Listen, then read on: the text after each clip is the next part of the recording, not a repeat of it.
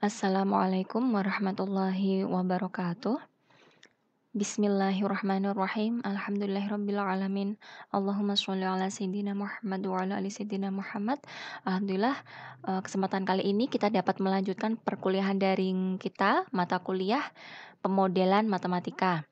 Nah, ini kita melanjutkan materi sebelumnya untuk mulai ini dan nanti ke depan insya Allah kita sudah mulai mempelajari model matematika di beberapa bidang ya, kita langsung fokuskan. Nah, untuk yang hari ini tuh kita fokusnya ke matematika biologi gitu ya. Nah, di sini untuk yang pemodelan matematika biologi atau biasa disebut dengan biomat ya, biologi matematika. Ini garis besarnya bisa kita bagi menjadi dua kelompok ya, yaitu tentang model penyakit dan model predator prey. Ya kalau teman-teman banyak lihat jurnal, ya kebanyakan itu kalau biomat itu tentang penyakit, baru tentang predator prey. Nah, di sini untuk pembahasannya nanti saya lebih banyak ke model yang penyakit, bagaimana menyusun model matematika untuk penyebaran suatu penyakit. Nah, untuk yang model predator prey ini analog, karena nanti prosedurnya sama. Ya, prosedurnya sama, jadi nanti teman-teman saat mau menyusun model predator prey, alurnya bisa ikuti saat nanti ini teman-teman pelajari tentang model penyakit gitu ya. Dan di sini saya berikan untuk contoh seperti apa sih model matematika penyebaran penyakit dan contoh model matematika tentang predator prey.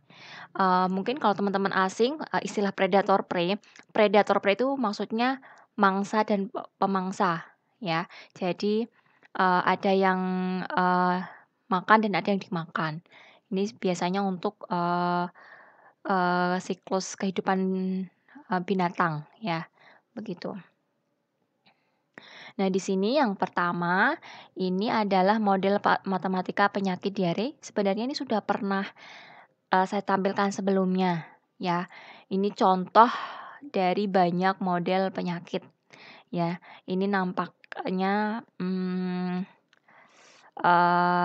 rumit ya, banyak seperti ini. Tapi sebenarnya nanti kita akan pelajari yang dasarnya aja. Ini hanya contoh ya.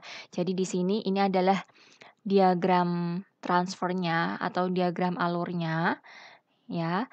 Lalu di sini adalah sistem persamaan diferensialnya. Ya. Ada S, I, R, dan W. Ini contoh model matematika penyakit diare. Nah, selanjutnya untuk yang di bawah ini, saya ambil dari jurnalnya Maisaroh dan kawan-kawan pada tahun 2020. Ini tentang diagram model predator prey dengan prey terinfeksi dan pemanenan pada predator. Ini diagram transfernya atau diagram alurnya atau diagram kompartemennya. Itu ya, seperti ini. Lalu dari sini tersusunlah sistem persamaan diferensial ini. Ya. Jadi kalau teman-teman amati saat kita menyusun model matematika, biasanya yang kita susun itu adalah ini. Ya. Diagram alurnya. Karena dari sini tuh kita bisa dengan mudah melihat bagaimana alurnya gitu. Jadi kan ada alur panah-panahnya ya, ini menunjukkan oh ini larinya ke sini, ini larinya nanti ke sini, begitu. Jadi dari fenomena alam yang kalau kita ceritakan itu kan panjang kali lebar. Nah, kita mau menyusunnya ke dalam model matematika yang berupa simbol ya, berupa angka, berupa variabel, berupa operasi-operasi seperti ini. Nah, kita susun dulu seperti ini agar nampak alurnya ya, seperti ini. Nah, baru setelah ini terbentuk nanti akan lebih mudah kita menyusun modelnya inilah model matematikanya dalam bentuk sistem persamaan diferensial. Nah, kurang lebih alurnya sama, makanya nanti yang akan kita bahas salah satu, tapi yang lainnya nanti analog ya, karena prosedurnya sama. Nah, teman-teman kalau sudah mempelajari yang pertemuan selanjutnya itu ada alurnya ya dalam menyusun model, teman-teman bisa dibaca lagi bagaimana alurnya, karena sebenarnya sebelum tersusun diagram transfer ini, kita perlu menyusun dulu asumsi. Ya, asumsi itulah yang membuat model kita lebih sederhana, karena untuk yang model realnya, fenomena alam aslinya itu begitu kompleks. Nah, kita susun dulu asumsinya yang berisi batasan-batasan masalah atau batasan model yang mau kita susun yang seperti apa, baru terbentuk kedua ini, begitu maksudnya. Ya, tapi di sini saya skip asumsinya. Di sini langsung saya tampilkan diagram transfernya dan model matematikanya. Begitu ya. Nah, di sini saya rasa teman-teman sudah tidak asing, karena sebelumnya kan teman-teman sudah pernah mendiskusikan tentang penyusunan model matematika pertumbuhan penduduk ya. Ada yang sudah dalam bentuk persamaan diferensial, walaupun ada juga yang dalam bentuk diskrit, jadinya tidak memuat persamaan diferensial. Tapi saya rasa teman-teman sudah pernah melihat ini di berbagai jurnal. Di banyak jurnal ini sudah banyak sekali sistem persamaan diferensial ini yang menginterpretasikan suatu model matematika, baik tentang penyakit maupun tentang predator prey. Nah, nanti ini kita akan mempelajari bagaimana kok bisa mendapat ini, begitu. Ya, kok bisa didapat mu n min mu sb? Ya, ini kok bisa didapat theta i min lambda w, begitu. Nah, ini apa ini maksudnya gitu ya. Untuk sebelum mempelajari itu, mungkin saya akan sedikit sambungkan atau kaitkan dengan materi kita sebelumnya. Ya, materi kita sebelumnya itu kan tentang model pertumbuhan satu populasi. Ya, kalau untuk yang satu populasi itu sebenarnya itu bagian dari model ini. Jadi di dalam model yang akan kita pelajari ini sudah lebih dari satu spesies, ya. Kalau kemarin kan model pertumbuhan satu spesies. Nah, kalau ini model pertumbuhan 2 spesies atau lebih. Ya, makanya yang kemarin itu tampaknya lebih sederhana. Ya, tapi kalau teman-teman mau mengaitkan atau ini hubungannya apa dengan yang kemarin, nah sebenarnya yang kemarin itu bagian dari sini. Ya, misal kemarin itu teman-teman mau menyusun model pertumbuhan di sini yang dengan tundaan waktu. Nah, tundaan waktu itu ada di dalam sini, gitu penerapannya. Dengan pertumbuhan logistik, misalnya pertumbuhannya itu mengikuti pertumbuhan eksponensial atau konstan, ya linear dan sebagainya, itu bagian dari ini, ada di dalam sini, itu ya. Ya, baik, kita langsung saja mempelajari tentang penyusunan, bagaimana menyusun diagram transfer maupun model sistem persamaan diferensial ini, ya. Di sini model matematika biologi yang paling sederhana itu berbentuk SI ya. SI. SI itu apa? Nanti ya kita pelajari di sini. Nah, tapi dalam hal ini yang akan kita bahas adalah SIR. Ya, model yang berbentuk SIR karena ini yang paling lazim digunakan dalam jurnal. Ya. Ya, di sini apa itu SIR atau SI? Ya. Saat menyusun model matematika penyakit, pada umumnya populasi dibagi menjadi 3 subpopulasi, yaitu susceptible atau subpopulasi rentan, lalu infectious atau subpopulasi yang terjangkit dan bisa menularkan penyakit, lalu subpopulasi recovered atau sembuh, ya. Ini adalah, subpopulasi yang paling sering digunakan. Walaupun, eee, di dalam banyak jurnal ada juga yang melakukan pengembangan, ada juga yang menambahi dengan V. V itu misalnya untuk subpopulasi yang sudah diberi vaksin, ya, atau mungkin menambah subpopulasi W, yang tadi di sini ada istilah W itu untuk water. Water itu berarti maksudnya, eee, ma jumlah air ya, sumber air yang ada, ya. Sumber air tuh, di sini karena penyakitnya diare, di mana, eee patogen penyebabnya itu dia bisa hidup di dalam air yang bisa, eee, menularkan penyakitnya melalui media air tersebut, makanya di sini dimunculkan, W, begitu ya. Jadi, eee, silahkan ada banyak sekali pengembangan dari, subpopulasi akan tapi yang dasar yang paling sering digunakan yaitu SIR, SIR, itu ya. Nah, di sini, untuk yang infeksius ini dengan catatan dia terjangkit dan juga bisa menularkan ya. Nanti kalau tidak bisa menularkan ya nanti beda lagi ceritanya, ya. Nanti tidak akan bisa tercipta diagram transfer karena tidak bisa menularkan penyakitnya, itu ya. Kemudian, di sini untuk, sembuh ada yang menyebutnya recovered, ada yang menyebutnya remove gitu ya. Maksudnya kurang lebih sama walaupun mungkin ada beberapa yang membatasi, istilah ini akan tapi pada umumnya, di sini untuk sembuh tuh recover, gitu ya.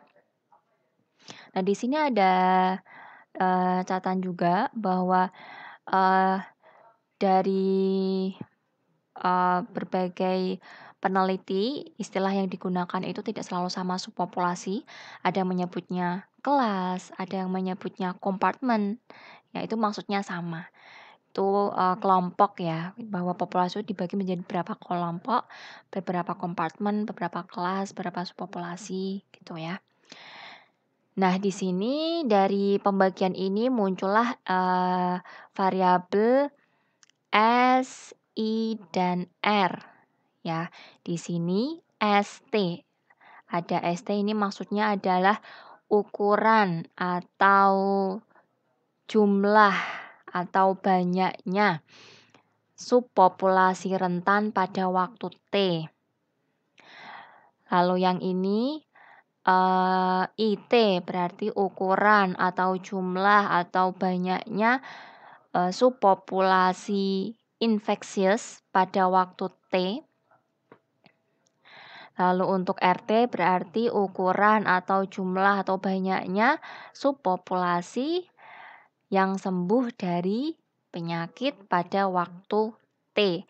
T-nya itu bisa hari, bisa waktu ya, atau mungkin bulan, pada bulan ke-100 mungkin. Nah, ini, fleksibel berbeda ya, bisa ditentukan sendiri, satuan untuk T atau waktu atau time, itu ya. Untuk, ukuran ini, jumlah ini dia bisa berupa, orang ya, jumlahnya banyaknya itu misal berarti 100 orang, atau bisa juga dalam bentuk proporsi ya. Kalau proporsi itu berarti dia, nilai maksimalnya 1 ya. Ini, mengikuti bagaimana si penulis atau si peneliti mau meneliti modelnya ini mau dibentuk dalam satuan yang mana, ya satuan orang atau mungkin dalam bentuk proporsi, itu ya. Ya, kita lanjutkan di sini, kita mau mulai menyusun model matematika penyebaran penyakit, ya dari, bentuk SIR tadi, ya. Di sini kita awali dengan menyusun asumsi. Misal terdapat suatu penyakit tertentu, ya. Penyakitnya ini tentu di sini, yang dimaksud itu penyakit menular, ya. Penyakit yang bisa menularkan, penyakitnya ke individu rentan, itu ya. Maksud dari individu rentan itu dia individu yang memang, bisa terinfeksi. Bisa terinfeksi jika ada kontak dengan individu yang terinfeksi. Ya, itu namanya individu rentan, ya. Kemudian di sini kita misalkan ada, parameter beta dan gamma. Nah, parameter ini masing-masing menyatakan misalnya beta untuk laju penularan penyakit atau laju kontak infeksi, ya. Semakin besar beta, berarti semakin besar, kemungkinan seseorang itu tertular penyakit jika, ada kontak dengan individu terinfeksi. Semakin kecil betanya, berarti kemampuan atau daya penularan penyakit itu rendah, gitu ya. Lalu untuk gamma di sini, menyatakan laju kesembuhan dari penyakit tersebut. Nah, dari sini kita asumsikan, misal populasinya tertutup. Ya, di sini kita membatasi, model yang mau kita bentuk. Ya, kan, walaupun aslinya itu, di dalam populasi itu tidak tertutup, ya. Tertutup itu maksudnya apa? Tidak ada migrasi, tidak ada kelahiran dan kematian. Jadi populasinya selalu itu gitu, dia tidak ada, pengurangan maupun penjumlahan dalam jumlah, makanya disebut populasi tertutup. Nah, ini kenapa kalau kita menyusun asumsi ini? Ini bisa jadi untuk mempermudah peneliti dalam menyusun modelnya, dalam nanti melakukan analisis. Ya. Ini salah satu contoh pembatasan gitu ya, di dalam menyusun asumsi. Jadi kalau yang dimaksud populasi tertutup ini berarti dia tidak ada penjumlahan maupun pengurangan populasinya, karena di sini diandaikan tidak ada migrasi, tidak ada yang mati maupun tidak ada yang lahir, itu ya. Lalu asumsi selanjutnya, individu yang sembuh kebal terhadap penyakit. Misal ada individu yang sudah terinfeksi lalu dia dinyatakan sembuh, maka dia tidak akan bisa menjadi rentan lagi. Maksudnya rentan lagi berarti dia tidak akan bisa tertular lagi jika ada kontak dengan individu terinfeksi. Tuh, ya, ini asumsi selanjutnya. Lalu yang ketiga, penyakit, dianggap tidak fatal. Fatal itu, menyebabkan kematian. Kalau sampai penyakit fatal, berarti penyakit itu sampai menyebabkan korban meninggal. Ya, kalau untuk di sini kita asumsikan penyakit tidak fatal, artinya tidak menyebabkan kematian. Lalu ada istilah juga masa inkubasi. Ini mau tidak mau kita sedikit mempelajari tentang, bidang di biologi ya. Masa inkubasi itu maksudnya masa antara mulai terjadinya infeksi hingga mulai muncul gejala. Nah, di sini dianggap masa inkubasinya singkat. Jadi saat, seseorang, terinfeksi, kemasukan suatu patogen di dalam dirinya misal, nah itu gejalanya langsung mulai nampak, gitu. Nah, itu di sini diasumsikan seperti itu, masa inkubasi singkat, ya. Beda kalau untuk penyakit yang misal, saya belum tahu ya untuk yang COVID ini. COVID ini bisa jadi tidak muncul gejala ya malahan justru. Ya, jadi itu bisa jadi itu yang contoh mungkin yang masa inkubasinya tuh lama, panjang. Nah, itu nanti beda lagi modelnya. Ya, karena ada, individu yang dia terinfeksi tetapi tidak menunjukkan gejala. Dan itu nanti beda lagi modelnya. Untuk yang ini kita asumsikan masa inkubasi singkat. Selanjutnya di sini, Asumsi selanjutnya, laju kenaikan individu kelas sembuh sebanding dengan jumlah individu kelas terjangkit dan menularkan, sehingga diperoleh gamma I. Jadi ini karena ini sebanding, ya, maka hubungannya ini bisa kita kalikan. Ini untuk laju kenaikan individu kelas sembuh. Ini berarti laju kenaikan individu kelas sembuh berarti di sini ya, gamma, ya, gamma ini sebanding dengan jumlah individu kelas terjangkit dan menularkan. Ini jumlah individu kelas terjangkit dan menularkan, berarti I. Berarti ini gamma kali I. Nah, semakin banyak keduanya ini, semakin besar gamma, semakin besar individu yang terinfeksi, maka akan semakin besar laju kenaikan individu kelas sembuh. Tuh. Ini nanti akan mudah kita lihat di diagram transfer. Tuh ya. Selanjutnya di sini laju kenaikan individu kelas terjangkit dan menularkan sebanding dengan jumlah individu kelas rentan serta kelas terjangkit dan menularkan, yaitu beta kali S kali I. Di sini coba kita identifikasi laju kenaikan individu kelas terjangkit dan menularkan. Di sini kenaikan individu kelas terjangkit dan menularkan. Berarti ini maksudnya adalah beta, ya. Laju penularan infeksi sebanding dengan jumlah individu kelas rentan atau S dan kelas terjangkit dan menularkan. Ini kelas terjangkit dan menularkan I. Jadi dia peroleh beta SI. Oke, langsung saja kita coba lihat bagaimana menyusun diagram transfernya.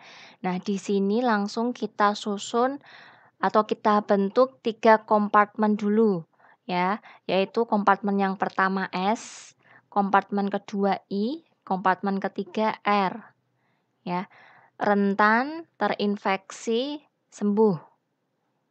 Nah, di sini tadi berdasarkan asumsi ada parameter beta dan gamma, ya. Di sini ada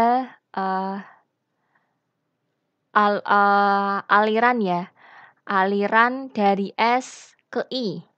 Berarti dari individu rentan, dia akan berpindah masuk ke dalam subpopulasi I, ya, sebesar beta SI, ya. Nah, selanjutnya individu terinfeksi akan mengalami perpindahan ke individu sembuh sebesar gamma kali I. Ya, jadi inilah yang kita sebut dengan diagram transfer atau diagram alur dari model penyebaran penyakit. Ya, lalu dari ini R-nya karena berdasarkan asumsi di sini individu yang sembuh kebal terhadap penyakit, berarti yang sudah di R sudah berhenti. Dia tidak akan muter kembali lagi ke S atau menjadi individu rentan yang bisa terinfeksi lagi masuk ke I, ya. Jadi berhenti di sini sesuai dengan asumsi yang kita susun. Ya, makanya kalau teman-teman lihat di jurnal dari satu model yang misalnya menyusun satu penyakit yang sama, tetapi hasil perolehan model matematikanya berbeda, bisa jadi asumsinya berbeda tadi. Misal yang satu menyebutkan ini individu yang sembuh kebal terhadap penyakit, tapi yang penelitian yang lain itu, jurnal lain itu tidak menyebutkan ini. Jadi kalau ini tidak ada, nanti ini jadinya akan beda lagi.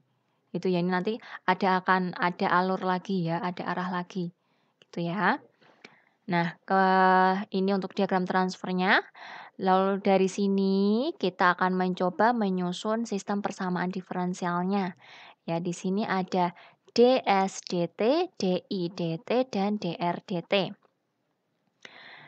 S itu jumlah subpopulasi rentan, ya. Berarti DSDT ini besarnya pertumbuhan subpopulasi rentan. I itu jumlah individu yang terinfeksi dan menularkan, berarti DIDT itu adalah besarnya pertumbuhan subpopulasi atau individu yang terinfeksi dan mempunyai kemampuan untuk menularkan penyakitnya. Lalu R itu jumlah atau banyaknya individu yang sembuh dari penyakit. Lalu DRDT berarti besarnya pertumbuhan subpopulasi yang sembuh dari penyakit tersebut. Nah, di sini kita mau menyusun persamaan masing-masing. Yang pertama DSDT. Kita lihat di sini kalau ada alur yang masuk ke dalam kompartemen tersebut, berarti dia masuk berarti jumlahnya meningkat, berarti seharusnya tandanya penjumlahan. Lalu sebaliknya kalau ada arah yang keluar dari kompartemen tersebut, ada panah atau alur yang keluar dari kompartemen tersebut, berarti jumlahnya menjadi berkurang. Kalau berkurang otomatis berarti di sini tandanya minus, ya. Nah, di sini kita awali dari S dulu. Dari diagram transfer ini, kompartemen S tidak ada yang masuk ke dalamnya, yang ada cuma keluar. Ya, berarti ini tidak ada penambahan, adanya cuma pengurangan karena adanya cuma tanda keluar panahnya. Berarti di sini minus beta SI atau minus beta IS. Tuh, kita lanjutkan untuk yang DIDT. Kita lihat di sini ada arah masuk dan ada arah keluar. Berarti di sini plus, di sini min. Berarti beta IS dikurangi gamma I. Ya. Lalu R, dia ini hanya ada arah masuk, tanda panah yang masuk, berarti dia selalu meningkat jumlahnya, tidak akan pernah berkurang, selalu meningkat. Kebalikan dari S, kalau S itu dia selalu berkurang, jumlahnya tidak akan pernah meningkat, ya. Kalau yang R tuh dia selalu meningkat, karena di sini dia tandanya positif, ya, positif gamma I. Karena di sini perlu diketahui biasanya kita asumsikan itu untuk parameternya itu selalu diketahuinya itu dia positif tandanya, ya. Jadi di sini bernilai positif. Nah, demikian ini untuk model pertumbuhan penyebaran penyakit SIR, ya, dari asumsi ini. Nah, untuk selanjutnya teman-teman ada tugas untuk menyusun dari asumsi yang ada ini sebelumnya, ya. Ada yang dirubah, ya. Coba kalau ada yang saya skip asumsinya atau ada yang saya ubah atau saya tambah. Nah, nanti modelnya berubahnya seperti apa, akan menjadi seperti apa. Ya, di sini ada latihan, saya minta tolong dibuatkan 5 model pertumbuhan model penyebaran penyakit jika yang diasumsikan ini, ya. Ini ada 5 kasus, ya. Ini modelnya nomor 1 sendiri, 2 sendiri tidak nyambung, ya. Jadi di sini perintahnya, tentukan model pertumbuhan SIR dengan suatu penyakit yang menular jika diasumsikan sebagai mana sebelumnya.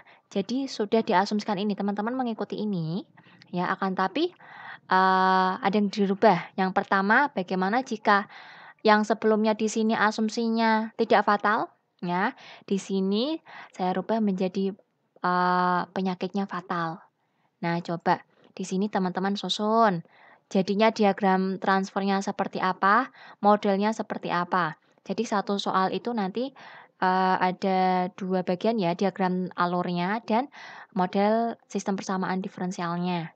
Itu ya. Lalu yang kedua, masih sesuai dengan asumsi yang awal tadi ya, yang sudah kita bahas. Lalu di sini ada perubahan. Ada kelahiran dan kematian alami. Kelahiran masuk ke subpopulasi rentan, laju kelahiran sama dengan laju kematian. Nah, ini susun diagram transfer dan sistem persamaan diferensialnya. Lalu yang ketiga, masih sama dengan yang kedua, tapi jika disisipkan juga asumsi yang pertama, yaitu penyakit fatal. Nanti akan berubah seperti apa. Itu ya, dan seterusnya. Ya, jadi ini tolong dikerjakan, nanti kita bahas ya.